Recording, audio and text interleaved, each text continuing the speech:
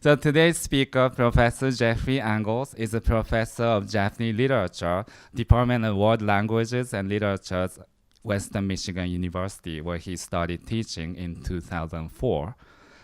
So I would say it's nice to have a renowned scholar from the local area for this CJS new lecture series. And now he's in Michigan, but he actually obtained his PhD degree from OSU, which I guess I shouldn't say, but I already said it, so I'm sorry, Jeff. And so Professor Angle is a skilled, experienced translator of Japanese novels and poetry, on the top of being a celebrated literary scholar. His numerous award-winning translations have made him one of the most important Japanese literature translators of his generation. And as many of you here know, Professor Angles is a poet himself.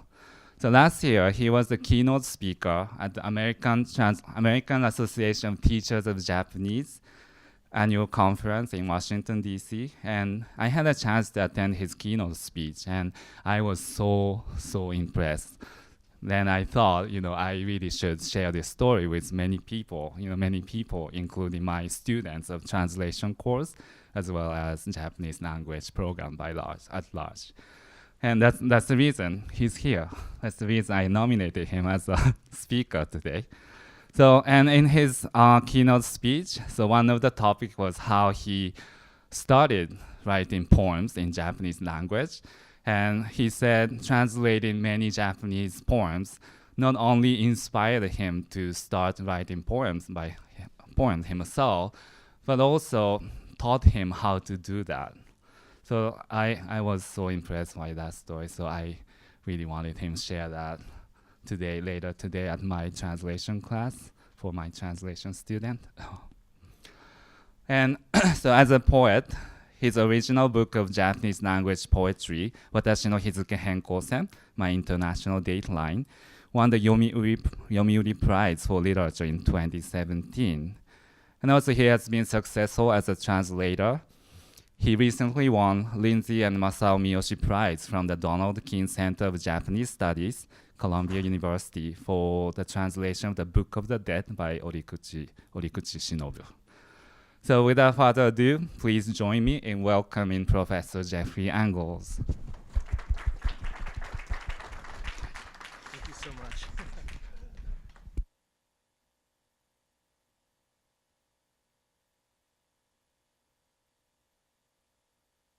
So I feel amazed by all these these screens around here.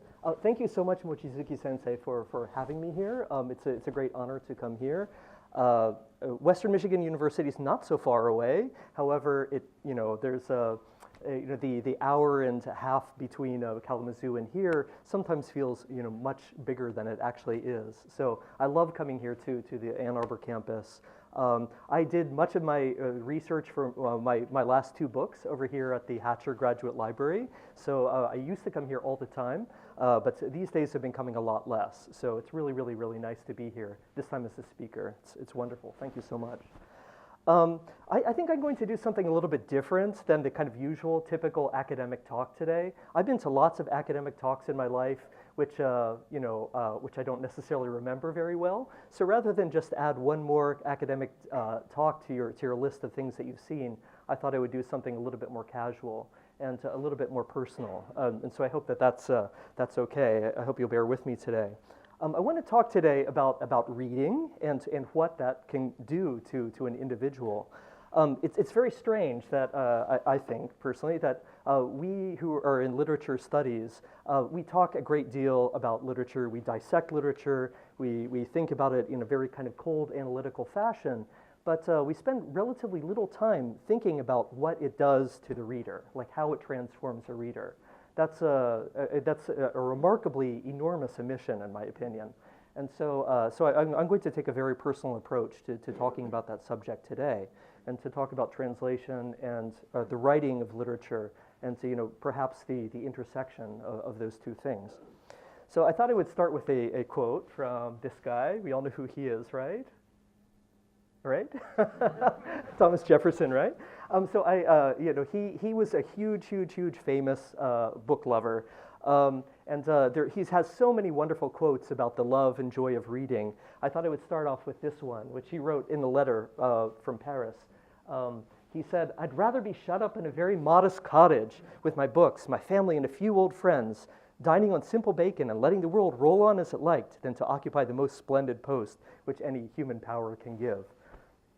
Obviously, he wrote this before he was the third president of the United States, but I thought that was a really beautiful quote, and so in some ways I identify with this. Sitting at home in my house in the woods in western Michigan, eating my simple bacon and reading lots and lots of books. Here's another quote that I liked a great deal. This is by Charles Eliot, who's, of course, a very important figure in the history of American education. He was a president of Harvard for many years, and also a well-known critic and writer at the time. In his book written at the end of the last century, 2 centuries ago, I guess, he wrote this: "Books are the quietest and most constant of friends. They're the most accessible and wisest of counselors, and the most patient of teachers." And certainly, I think that that's the case. When I read this very famous essay, I immediately thought to myself, well, gosh, can't books be lovers as well? I think that in my own personal history, I've fallen in love with books so often. That I want to think about books and love and passion together. Again, this is something that we almost never talk about in literary criticism. We never talk about reader reaction. However, I think that this is something that's worth considering a lot. As Mochizuki Sensei mentioned, I've done a lot of translation in my time, and I think that translation is, of course, one of the most intimate forms of reading possible. Reading actually at the level of individual words, individual characters, thinking about why those are being used in those kind of situations. So, translation is, I think, a particularly intimate form of love. I say this with kind of a double meaning. I think that this is true. Translation as an act of love is absolutely the case in a very literal sense. Translation requires dedication and passion, and as I think we probably all know, in the last 50 years or so, translation, at least in the United States, has been extremely undervalued and poorly rewarded. Translators receive very little money. I'm sorry, those of you who are in Mochizuki Sensei's translation class, you might not want to hear that, but the translation tends to be poorly rewarded. Relatively few academic institutions count translations towards promotion. I'm very lucky to be at one of the rare schools in the United States that counts translation as an important scholarly contribution. So I don't know what the policy is here at University of Michigan, but I certainly hope that as we move forward into the future, this is something that academic institutions will begin to revisit. I want to talk, though, about translation kind of as an act of love in a sort of more metaphorical sense as well. As I said, translation, I believe, is one of the most intimate forms of reading. It involves a special kind of identification with the object of love, a blurring, a softening, a crossing of the boundaries between the translator and text so that the voices of the two become profoundly, inextricably intertwined. I've also written, as I've written up here in my very text-heavy slides, I apologize for that. As I've written up here, just as love, is able to kind of shape and transform an individual's life and trajectory, translation has the ability to change the translator's life experience and give him or her a new kind of voice. Finally, to extend this metaphor one step further, like sexual love, translation leaves something inside of the translator, something that has the potential to grow inside of its own specific directions. I realize that this metaphor right here is extremely heterosexual. It's kind of thinking about translation as a form of sort of implantation of an idea that begins to grow inside of the person. I realize that this is a very heterosexual metaphor. However, I think it applies even in cases like mine. You know, a gay man who's translated lots of Japanese women writers. As a gay man, I guess I've been impregnated by the voices of many Japanese women writers, and so you know this metaphor I think can extend even beyond kind of the heterosexual paradigm. I've been really interested in recent years. I've been working on translation studies quite a bit in recent years, and I've been reading lots of the work that's coming out. I'm interested at how often people who are talking about translation draw upon this metaphor of love in translation. Just to give you a couple of examples really quickly, this book, which is just hot off the presses this year, called Sympathy for the Translator by Mark Polizzotti, a translator of Italian fiction, wrote this. He wrote, "Translation is like any art. In the best of cases, it helps shed light on ourselves, on those hidden corners of ourselves that we barely knew existed, and whose discovery has enriched us. It exposes us to minds and voices able to awaken in us a particular sense of delight, an irreplaceable thrill of discovery that's available nowhere else." This is, I think, fairly straightforward for those of us who have done translation, but I certainly can say that this has been the case over and over again, in my own life, that translation has provided me a way to shed light not just on a text, but also to kind of turn that light around and reflect on myself and my own positionality, in the act of doing translation. Here's one final quote before I kind of jump into the main thing.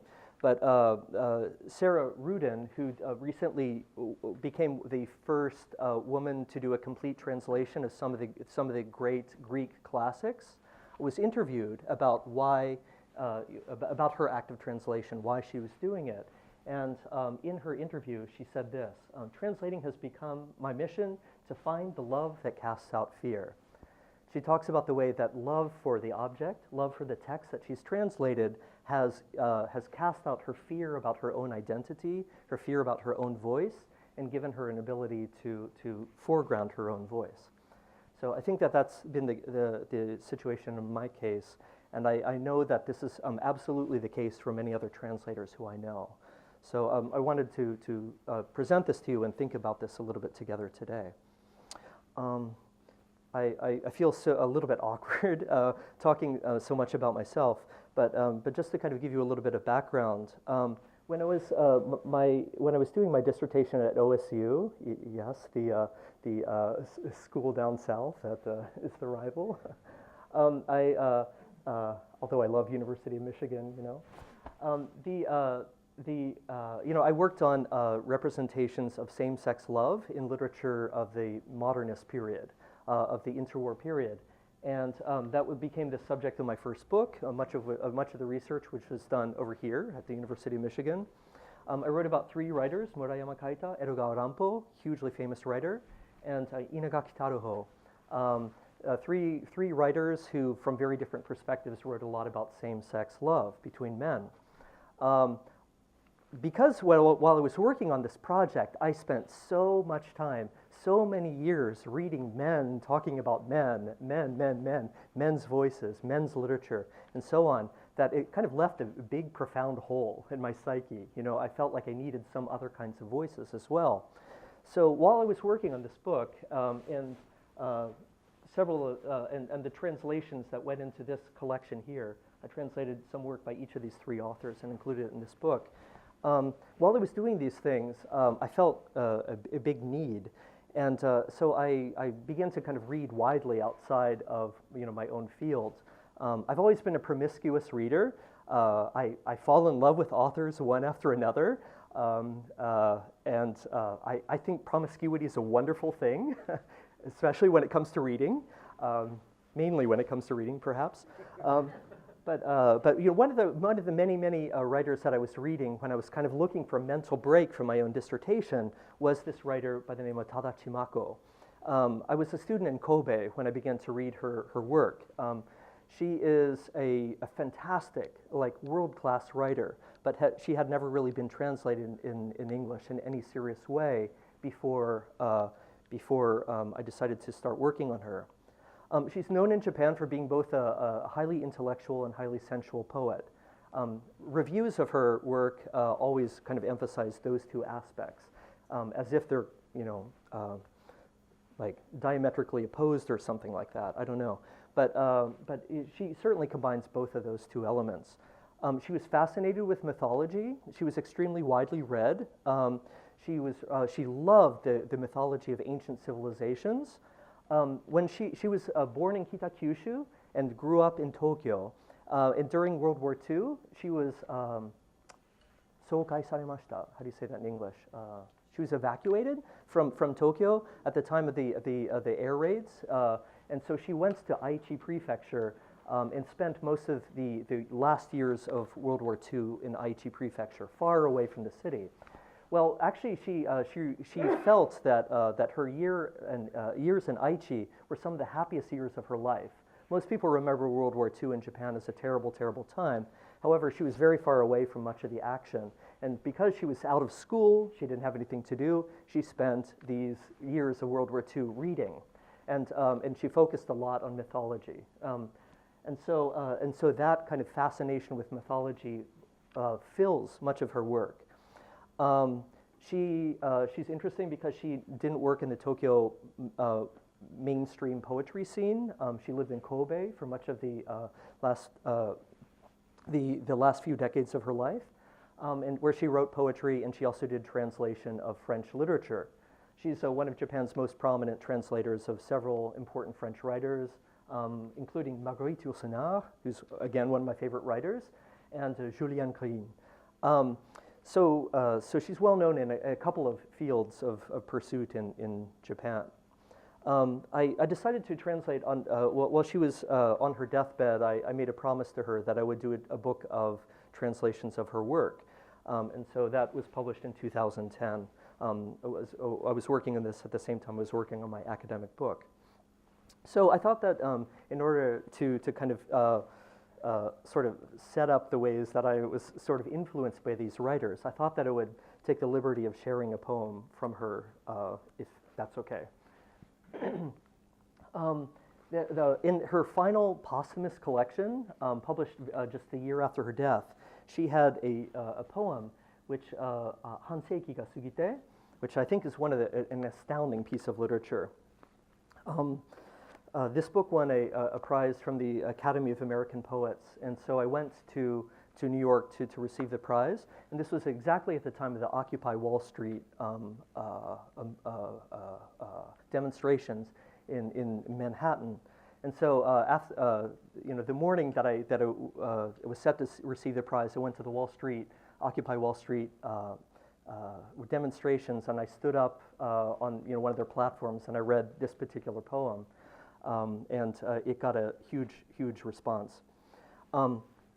This poem is about the ways that humankind tends to err in the direction of excess, taking more than we necessarily need from our environments, overproducing, and kind of leaving destruction in our wake.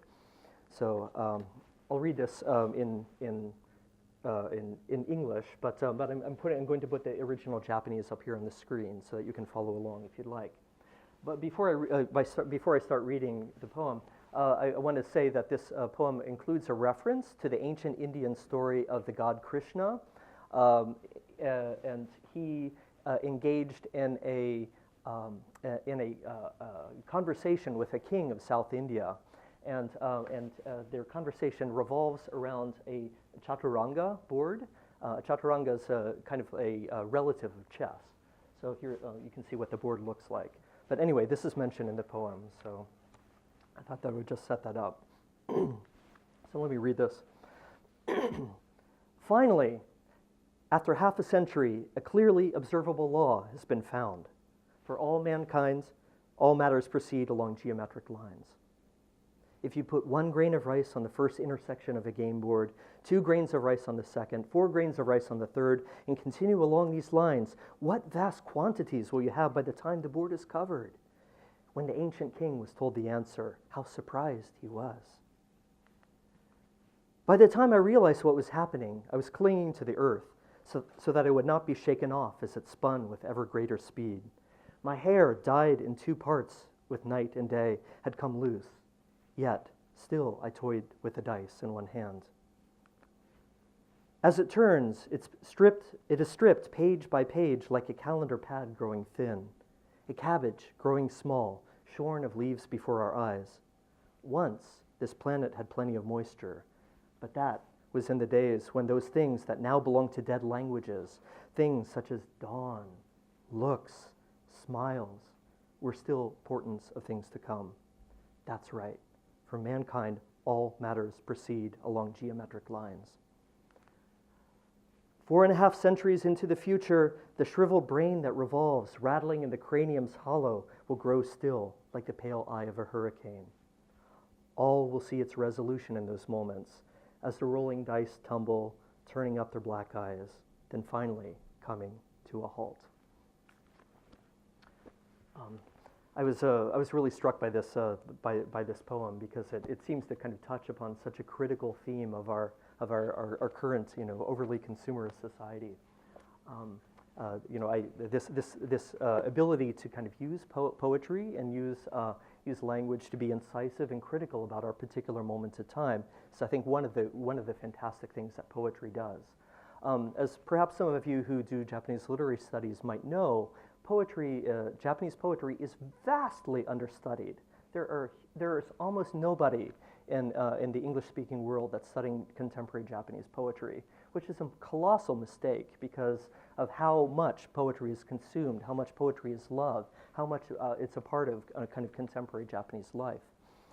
After Tadachimako, I went on and began to work on another poet by the name of Ito Hiromi. Ito Hiromi once came with me here to the University of Michigan, probably about 8 years ago, and gave a reading here. But Ito Hiromi is Japan's most prominent living feminist poet. She's very, very well known in Japan. She's on television a lot. She writes columns for newspapers. She's all over the place. She came to national prominence in the 1980s with a dramatic collection of poems that spoke with an incredible candor and directness about feminine sexual desire, menstruation, childbirth, postpartum depression, and so on. She's often called in Japan a shamaness of poetry because she likes, through her poetry, to channel voices from other people, channel voices from other places, from other times. Her grandmother was also a miko, somebody who channeled voices from beyond the grave. And so actually this kind of tradition of shamanism runs in her family. She's very much a performance artist. She's one of the most dynamic and exciting Japanese poets that I know. I can't do her justice, but nonetheless, I'm incredibly fascinated with her and her work. She's very challenging. She challenges the ordinary structures and patterns of the Japanese language. She doesn't write in what we consider normal, smooth, Japanese, and she's really kind of resistant to the style of poetry that has become very prominent in the post-war period.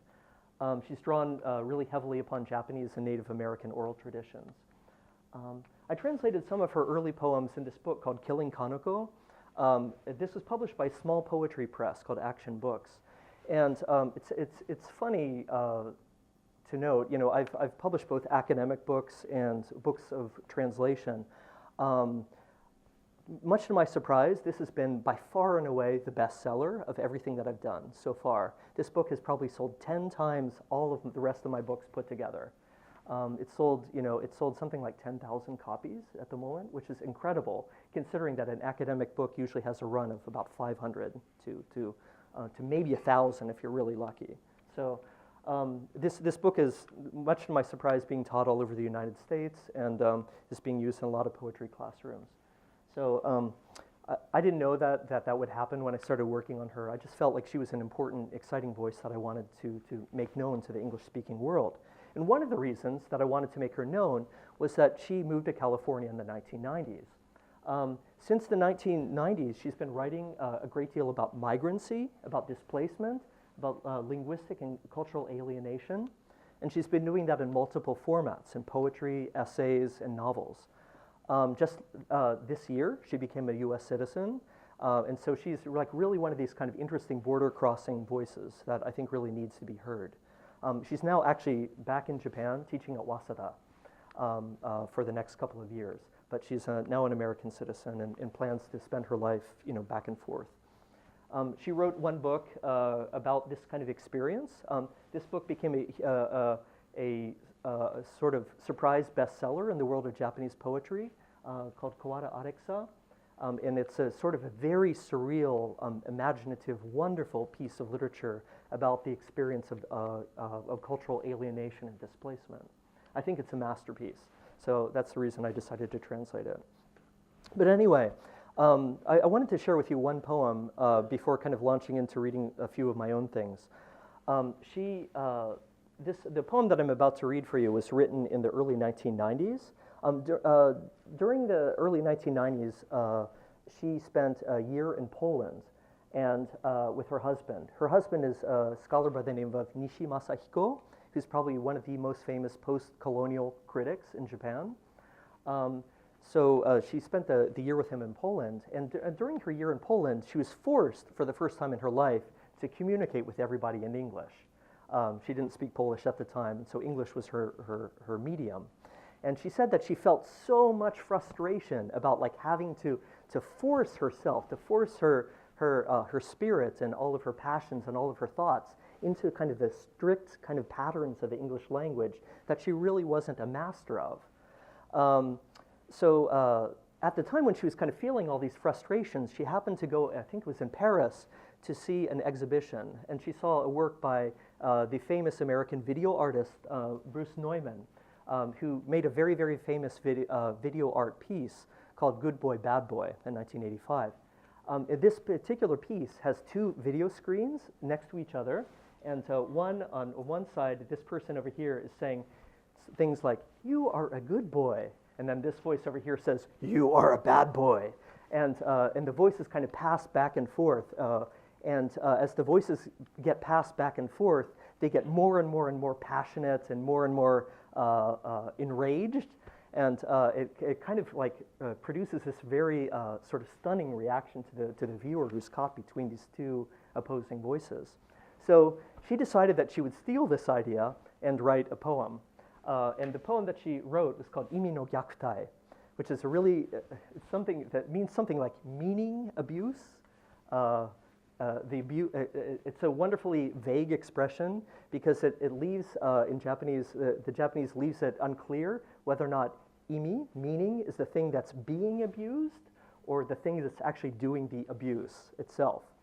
And so it was hard to capture that in English, and I'm not sure if I did, but I decided to call it the maltreatment of meaning. So I'm going to read the English translation with the Japanese up here.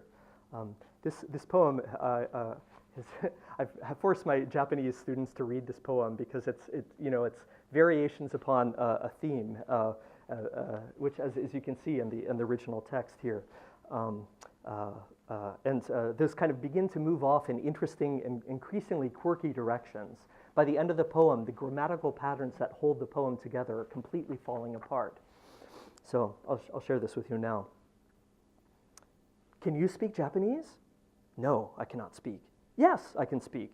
Yes, I can speak but cannot read. Yes, I can speak and read but cannot write. Yes, I can speak and write but I cannot understand. I was a good child. You were a good child. We were good children. That is good. I was a bad child. You were a bad child. We were bad children. That is bad. To learn a language, you must replace and repeat. I was an ugly child. You were an ugly child. We were ugly children. That is ugly. I am bored. You are bored. We are bored. That is boring. I am hateful. You are hateful. We are hateful. That is hatred. I will eat. You will eat. That is a good, we will eat. That is a good appetite. I won't eat. You won't eat. We won't eat. That is a bad appetite. I will make meaning. You will make meaning. We will make meaning. That is conveying through language.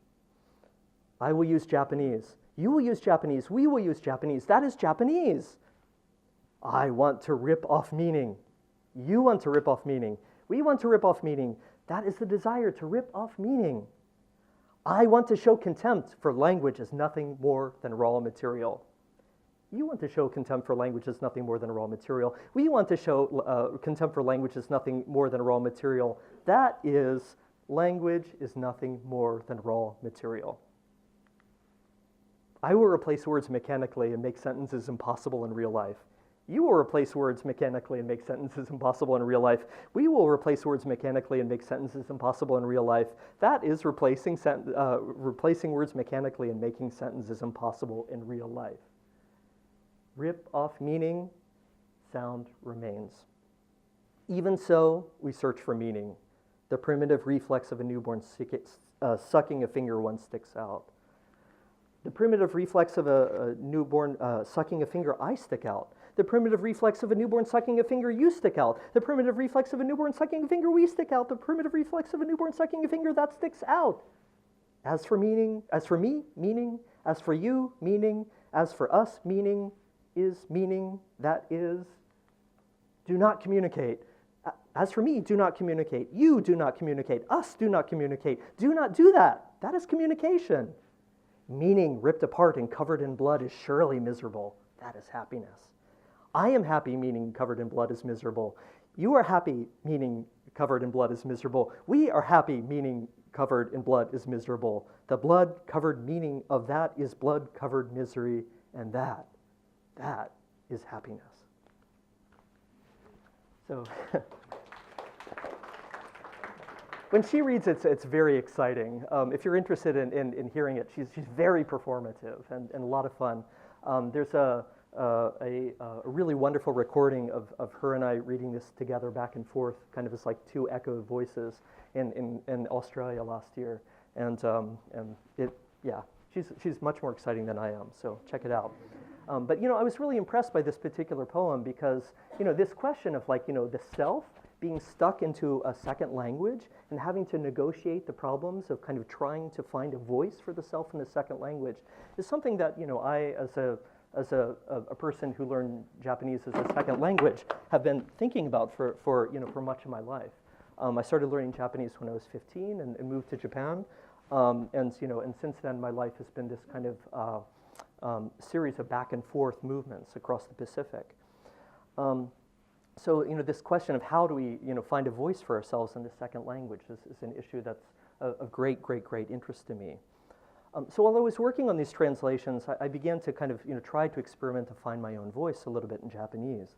I was in Japan from 2009 to 2011 when the earthquake and tsunami Fukushima disaster sent me back to America. So while I was there in Japan during this couple of years, I decided to start experimenting with what would it be like to try writing poetry in Japanese. And much to my surprise, people liked the poetry that I wrote. So I began to kind of really pour into poetry, like my own explorations about my own crazy life, divided between Japan and America, about the experience of being bilingual. During the time I was working on the poems that eventually went into this book, I met my mother for the first time. I was 44 when I met her for the first time. And so I wrote about all these things in kind of personal ways. My goal was to kind of explore all those boundaries, the boundaries that separate our worlds, that separate our languages, that separate countries, that separate our thoughts, and to kind of try to explore those boundaries and the ways that they're porous, the way that our ideas, our lives, our languages spill across perceived boundaries. Much to my surprise, this was chosen for the Yomiuri Bungakusho, which was kind of a little bit like winning a Pulitzer in the United States. I was the second non-native ever to win the Yomiuri Bungakusho. The first was Donald Keene. So this was a completely astounding thing to me. I didn't expect it at all. But so anyway, I've had the fortunate occasion to have lots of magazines and journals asking me for more poems. So it looks like I'm stuck as a Japanese language poet. I've got to keep on writing. Anyway, but I thought I would share some of the poems that are kind of about this process of going back and forth between cultures and nations and languages. The very, very, very first poem that I ever wrote in Japanese was written after I visited a particularly strange festival that's held in Kyushu every year at Aso Jinja. At Aso Jinja, which is located on the slopes of Mount Aso, one of the big mountains big volcanoes in Kyushu, there's a shrine, and every year they get together and they take like a bunch of straw, tie it together in bundles, and then light the bundles on fire, and then begin swinging these bundles around their head on ropes. It's amazing to me this place hasn't burned down at least 700 times. But anyway, I went and I did this, and it was such a kind of interesting experience that I decided to write about it. Here I am swinging the thing around my head. So I wrote this poem, the very first one I ever wrote in Japanese. But I kind of use the fire swinging as a metaphor for our own lives. Those of us who study Japan and America, go back and forth between the two countries. I use the swinging of the burning bundle of reeds to kind of talk about that. So I wrote this in Japanese, and for the purpose of this presentation today, I decided to do an English translation. So I'm going to put the English translation up here and then read the original Japanese, if that's okay.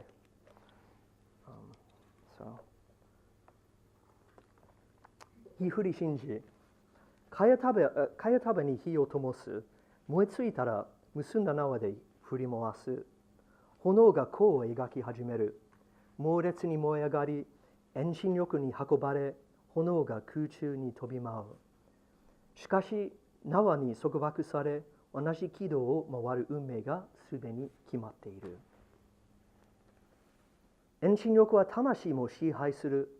燃える蚊帳と同じように、主焦点から広がり、ぐらついて逃げようとするが、見えない縄に束縛されて、塗装は短い半径の軌道に終わる。ぐるぐると回りながら魂は赤々と鮮やかに燃え上がるだろうが、実は縄がいつか切れ、軌道から解放される夢を見続けているだけ。突然一直線の弾道に一人で闇の中を飛び、火だるまになり、散らばぬ火花に燃え尽くすのを待っているだけ。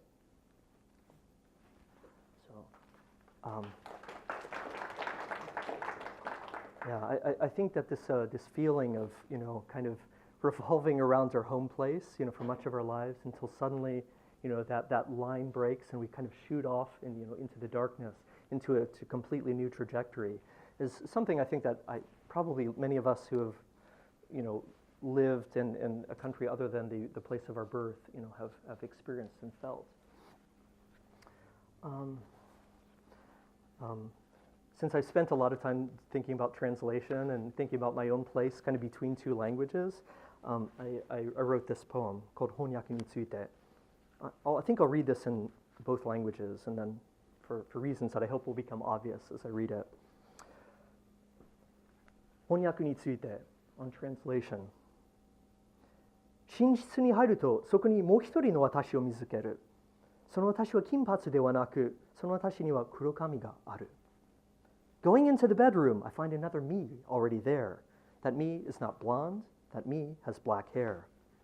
私がどうしてここにと聞くと、その私はただ早く入れという。ずっと私を待っていたと生まれた瞬間から今まで。I ask him why he is here. He simply tells me to get in, that he's been waiting for me since the moment we were born. 私たちの使う言語は違うが、なんとなく通じ合うらしい。私は洋服脱いで横になると子供の頃について話し始める。We use different languages, but somehow we communicate. I take off my clothes, lie down, tell him about my childhood. アイスクリームを通して泣いたとき、靴を大雪でなくして叱られたとき、おじいさんと枕投げをしたとき、about dropping the ice cream and crying, about being scolded after losing my shoes in the snow, about the pillow fights with grandfather. 覚えている。I remember. とその私が言う。says that other me. だが、その私が思い出を語ると違う人の記憶に聞こえてしまう。But when he speaks of his memories, they sound like the memories of someone else. 私の覚えているベッドは布団になり、The bed I remember becomes a futon. 私の覚えている湖は海になる。The lakes I remember become seas. サンドルは草履になり、Sandals become 草履。ランチボックスはお弁当になる。Lunch boxes become 弁当。二人の私の話はすれ違い、会うことはなかなかない。Our conversations slip by each other, never meeting in between. 二人の私はため息を漏らし、部屋は沈黙に戻ってしまう。The two of me let out a sigh, and the room returns to silence. シーツの下でおどおどしてお互いの手を取り、そしてしばらく天井を仰ぐ。Fidgeting beneath the sheets, I take the hand of that other me, and I stare at the ceiling for some time. そしてやがて抱き合い、赤の谷のように愛撫し合う。一個の完全の人格になれるように。Eventually, we embrace, caressing like two strangers, in the hopes of turning into one person complete.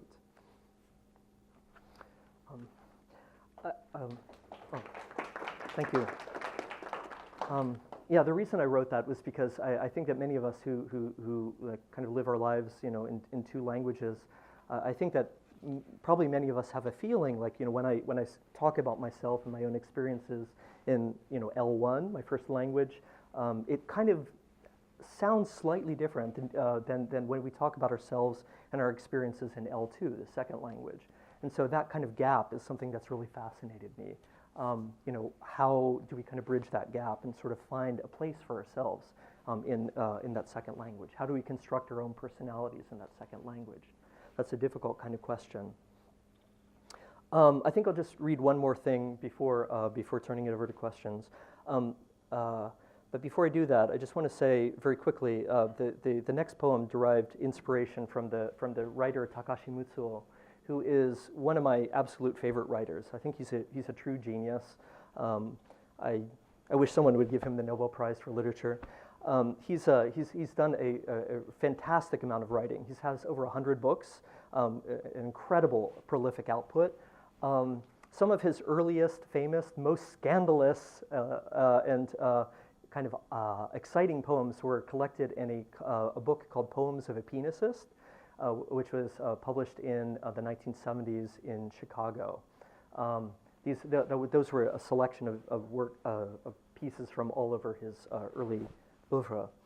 Takashi is a highly intellectual poet who is constantly reading world literature, constantly talking about it. He's written books about Roman literature, about Greek literature, about ancient Chinese literature.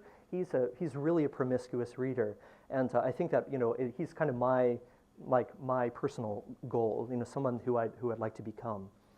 He's written a great deal about his own childhood, his own sexual history, and their effects on his personal life and intellectual development. Around the time that I was working on the poems that went into this book, I was translating his autobiography, which was published first in 1970. Mishima Yukio loved this book, said it was one of his favorite books, and it is really one of the most beautiful books I think I've ever read in Japanese.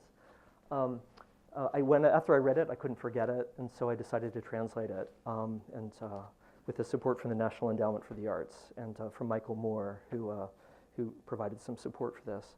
So this book talks a lot about his own life during World War II, like what it was like to be a boy during the most awful kind of moments of Japanese history, and what that was like.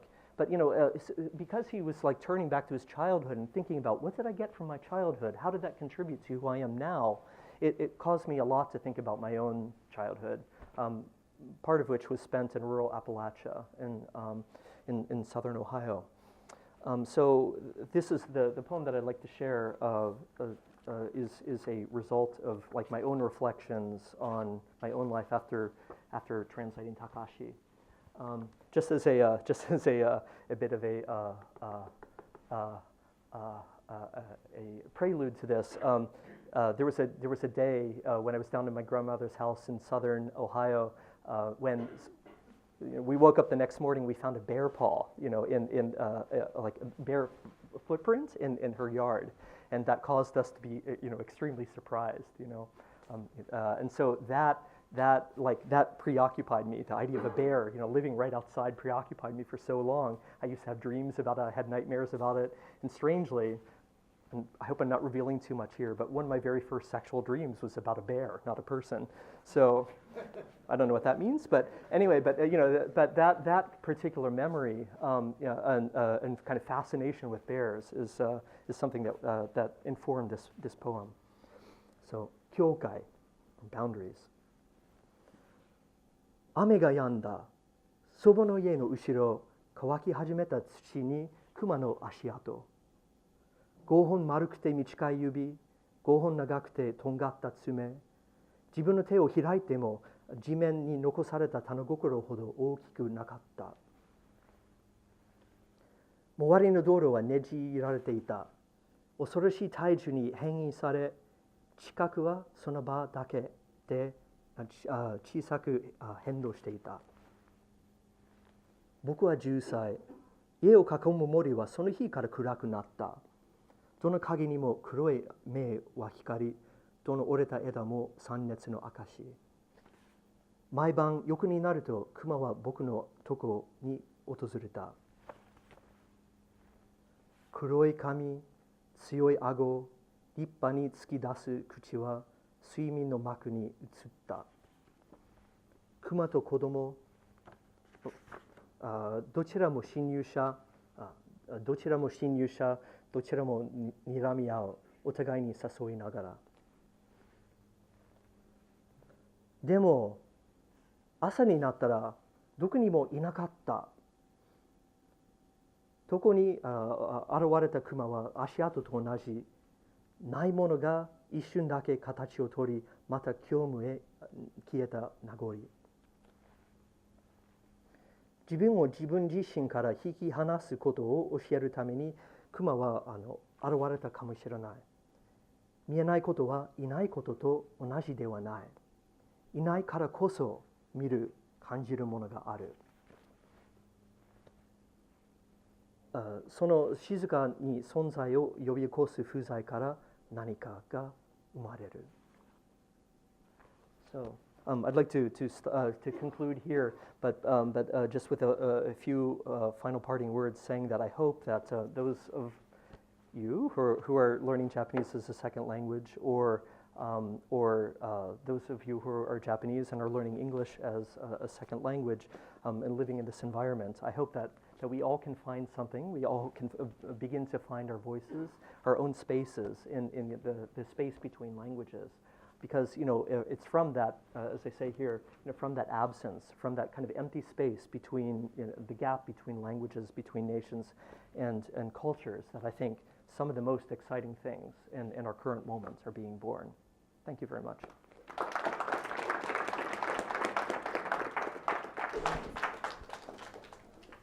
Questions?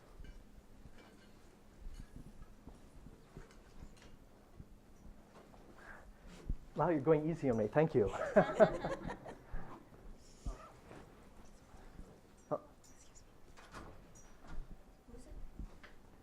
here you go. Is poetry like an everyday part of Japanese life? I think the answer would depend very much on who you asked. Let me back up and say that there are three major kind of genres of Japanese poetry that are in existence right now. One of them is freestyle verse, which is kind of this style of verse, doesn't necessarily have a form. A lot of people are writing that. There's also tanka, an ancient form of poetry that goes back 1,400 years, and people are still writing that very, very, very passionately. And also haiku. Haiku is another form of poetry that's very, very, very popular. And so all three of those genres are being produced in Japan currently.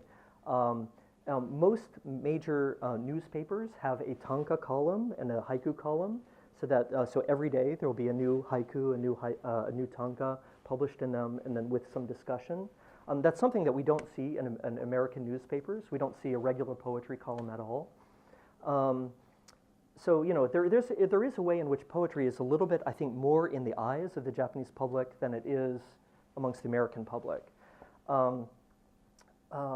After I was, as I said before, I was in Japan during the 2011 disasters, and one of the things that I think I and a lot of other people who were in Japan at that time noticed was that there was this huge flood of poetry, a tsunami, if you will, of poetry that was written in response to those disasters.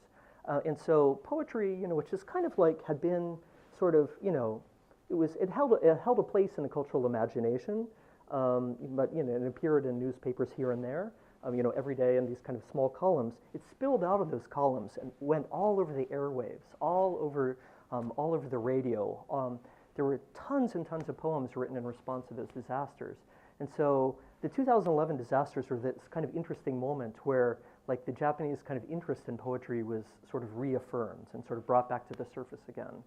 I noticed that even people that ordinarily were not interested in poetry at all, came to know poets that were writing about the disasters very well. And so the 2011 earthquake actually I think was pretty important in sort of bringing poetry, from a relatively visible place even to an even more visible place in the Japanese psyche. In other words, I guess that's a long answer, but yeah, I think that poetry does kind of occupy a larger space. What? I understand, like in Russia, for example, like students at universities at a social gathering will actually read poetry, which is something that I personally have never experienced in the U.S. Does that kind of thing take place in Japan itself? So a couple of years ago, I went to a very small poetry event at Keio Daigaku, which is one of Western Michigan University's exchange partners. I just kind of happened to see, we're having a poetry event today. Anybody who's written a poem, please come and read. And much to my surprise, the entire room was packed. Like it was standing room only. There was probably 150 people there in the room, and I'd like at least 50 people stood up to read their poems over the course of the next, what turned out to be like 4 hours. But I was really surprised by that because I thought like, if we were to do the same thing at, my university or perhaps here as well, would you get that many people? I don't know. But yeah, I think there is a way in which poetry is a little bit kind of closer to ordinary existence in Japan than it is.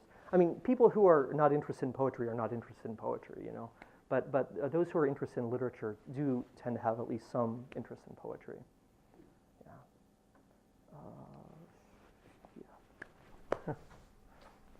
So one of the things that I've noticed about myself when I speak in English and when I speak in Japanese is that my language competencies are very different. And by that I don't mean, well, of course I speak better English than I speak Japanese, but not that so much as I noticed when I speak Japanese in a kind of personal context, not professional, I don't have the same censoring functions.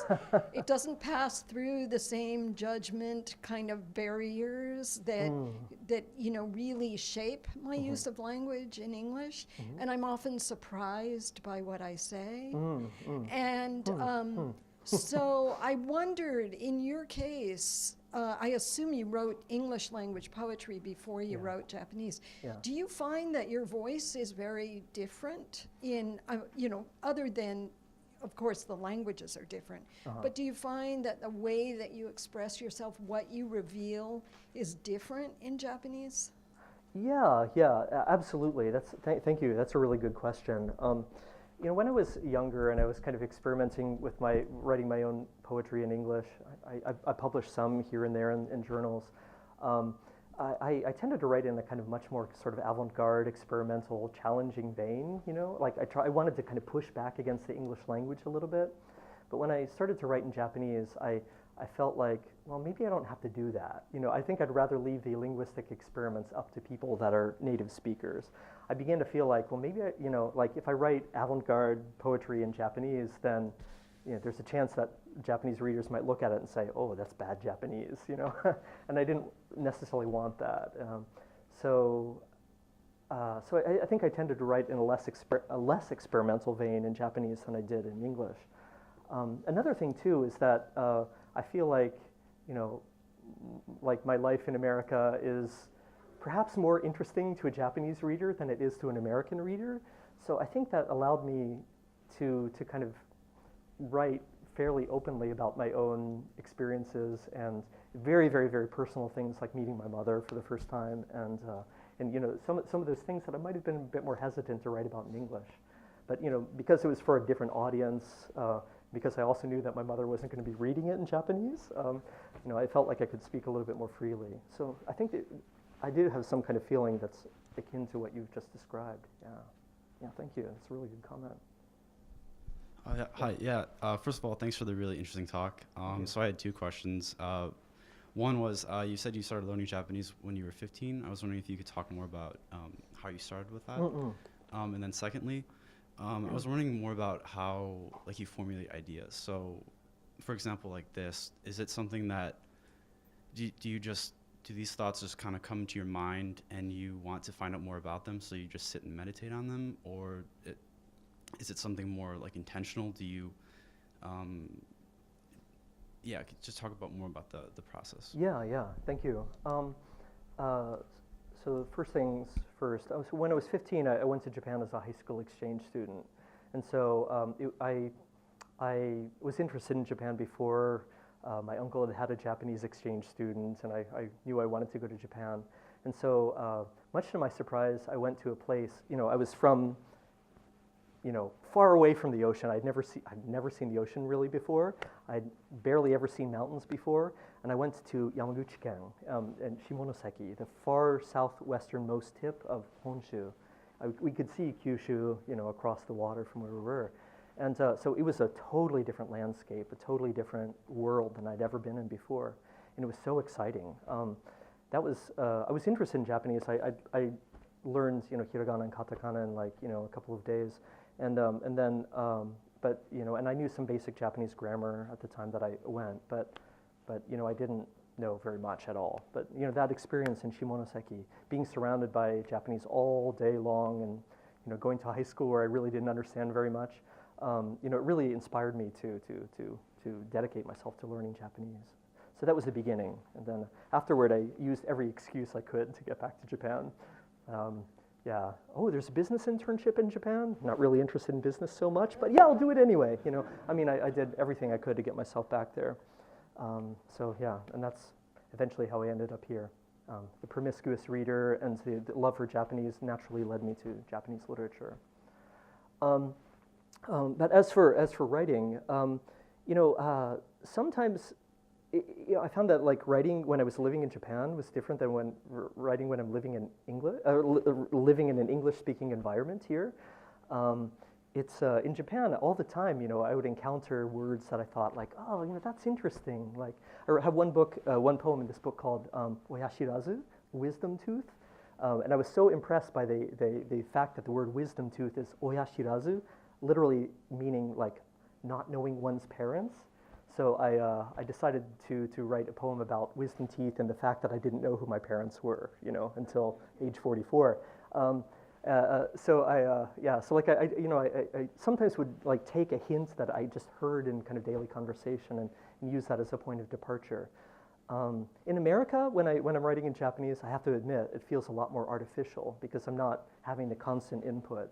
And what input does come in? It comes from my students and colleagues and people whose language is, not necessarily all that challenging or whatever.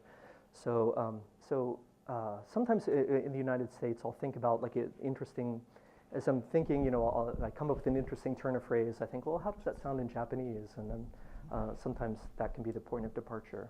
Yeah, so it sounds like the input can, it's just a source of inspiration for you. You just, like you said, that's interesting. Yeah. They come in the most ridiculous places and at the most inconvenient times. Inspiration is a funny thing. Oftentimes, too, when the inspiration comes, it's only a few lines or a few, maybe a stanza, and so it's difficult to know where that's going to go. So until you sit down and actually start writing, and then it's funny. Takashi Mutsu, who I've introduced up here before, he said that writing is a lot like being possessed by a god. The god comes down into you. He kind of plants an idea, like the kami comes into you, and then it begins to speak through you, and you don't know where that's going to be going until you actually kind of engage in that process. And until I actually started writing pretty actively myself, I thought, oh, that sounds like a very kind of intellectualized way of thinking about it. But in reality, it does feel like that in some kind of strange way. Yeah, sure. Thank you. Thank you. Thank you. Thank you so much for your wonderful talk and also sharing your poetry with us. It was just really beautiful and gave a glimpse into your emotions and your thoughts. Thank you. I was just wondering, it seems like you're torn between different identities, and I was just wondering, how do you negotiate the boundaries between the different identities? Like for me, I'm a Japanese American, born and raised in the States, but I live in Japan. I've been living there since 2005, and I was just wondering like how you deal with that, or your thoughts. Yeah. No, I don't know that it's easy to answer in a single, short way. There's a strange way, and maybe I don't know if you have this feeling as well, but there's a strange way in which, like, when I go to Japan, I feel like I press pause on my American life, and then I go and I sort of rejoin my Japanese life and rejoin my Japanese friends, rejoin my Japanese conversations, go do the work that I want to be doing in Japan, and then when I leave Japan, then I press the pause button on the tape recorder again, and then I go back to my American life and do all of my American stuff again. There's a way in which I feel like I've got two halves of my life that are never kind of operating at exactly the same time. There's kind of like an odd time lag in between the two of them. That's why I call the book Watashi no Hizuke Henko-sen, because it's like I feel like my life is kind of operating in two different dates. Like, I've got my Japanese, life over there, and then my American life here. And they sometimes do feel separate and far apart. And even though we have Skype, even though we have all these technologies, there's still a way in which it's kind of almost one or the other, and not usually the two happening at the same time. Does that ring a bell? Or? Yes, it does. Thank you. Thank you so much. Sure. Thank you.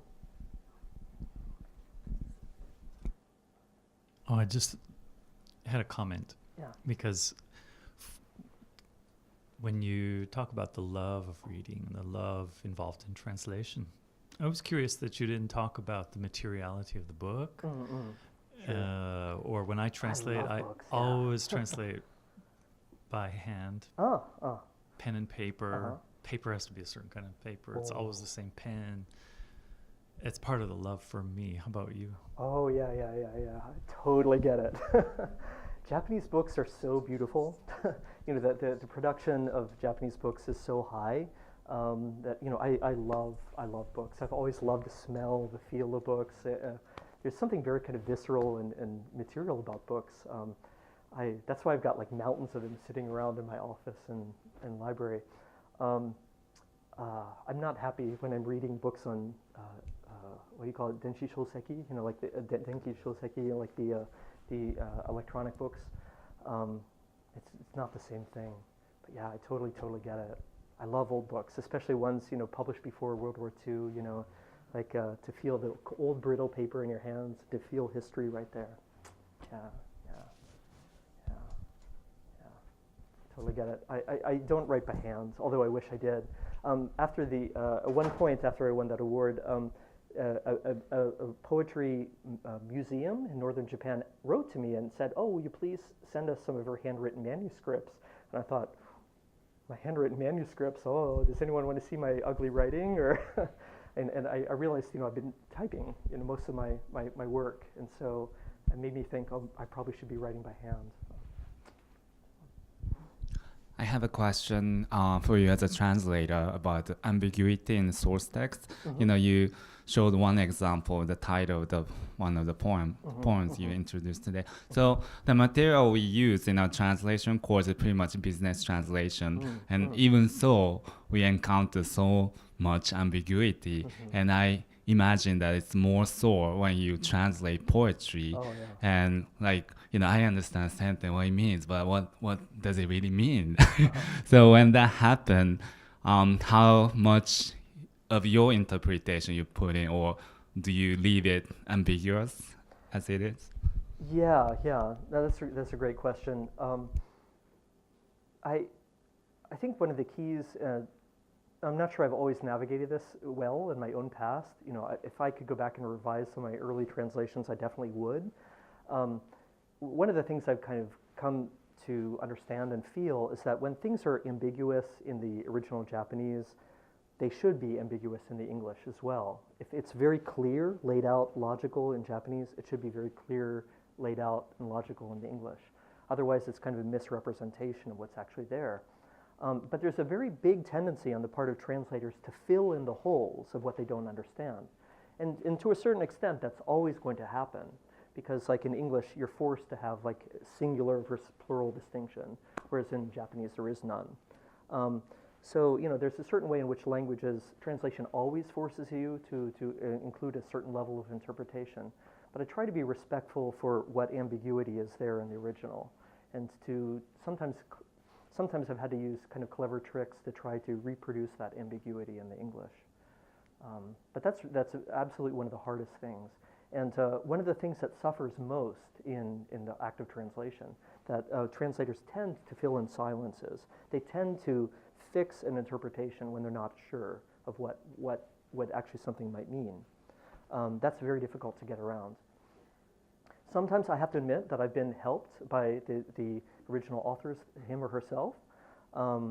I've done, like the Orikuchi Shinobu novel that I translated a while ago. He's long dead, so I couldn't call him on the telephone.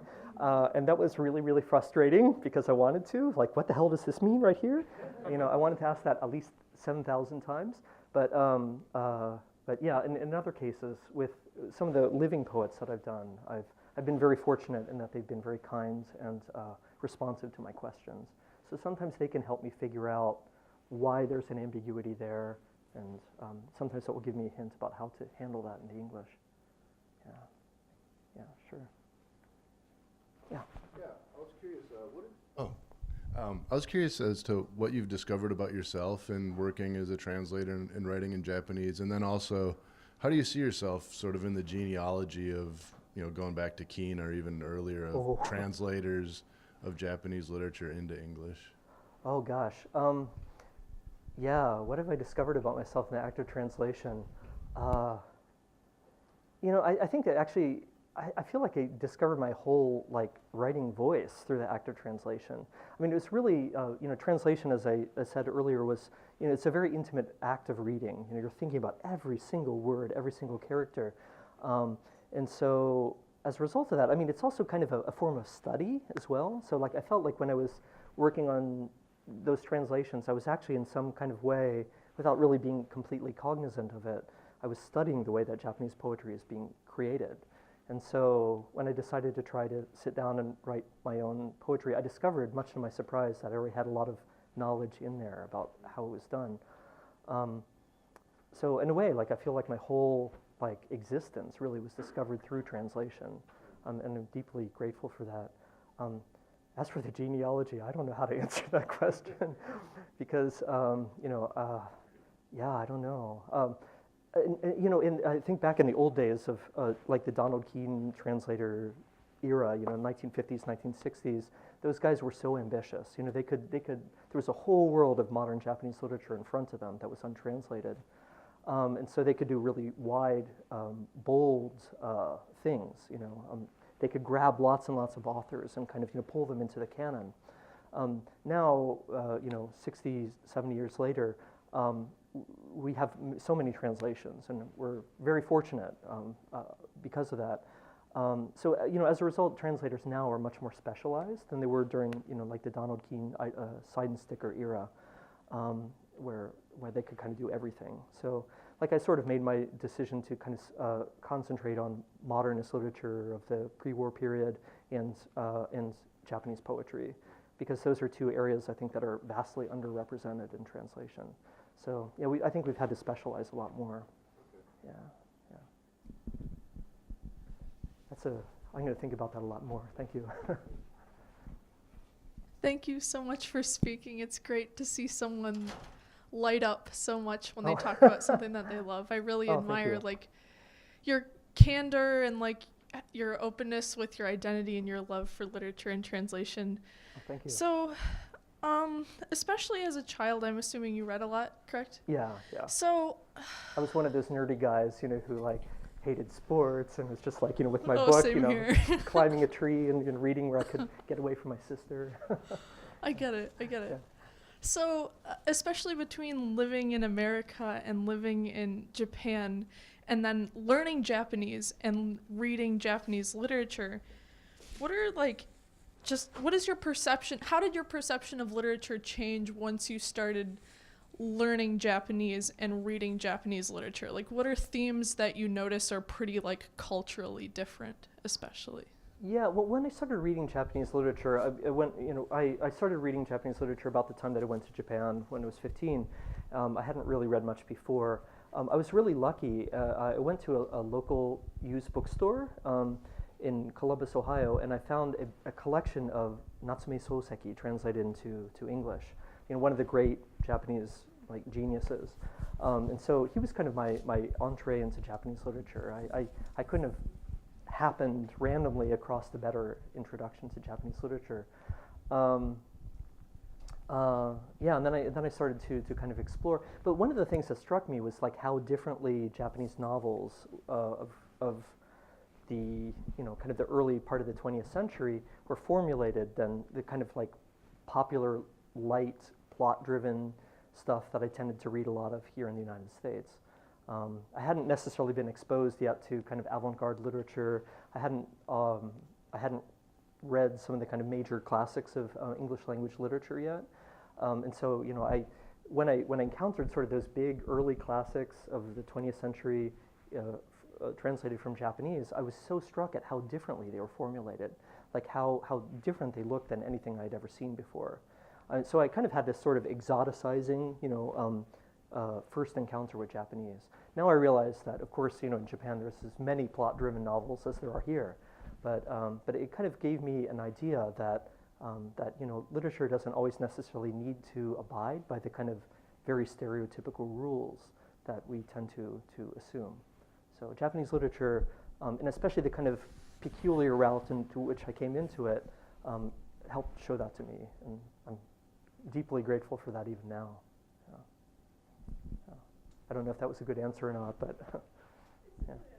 Okay, thanks.